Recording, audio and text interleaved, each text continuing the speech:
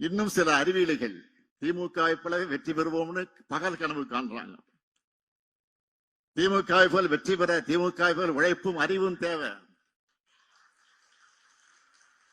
ஒரு சூரியன், ஒரு சந்திரன், ஒரு திமுக தான். இப்படி ஒரு இயக்கம் இந்த மண்ணில் தோன்ற முடியாது. இந்த வரலாற்றையும் நம்மோட கொள்கையும் தம்பி உதயநிதி இளைய தலைமுறையினர் கொண்டு சேர்த்ததால் தான்,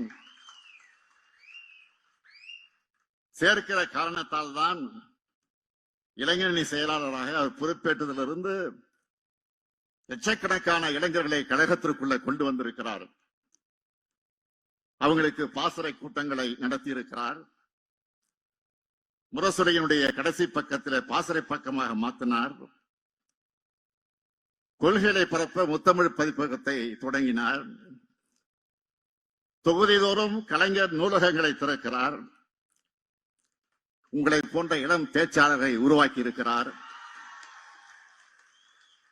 இப்ப இந்த அறிவு திருவிழா மூலமாக இளம் எழுத்தாளர்கள், ஆராய்ச்சியாளர்கள் உருவாக்கிட்டு இருக்கிறார்.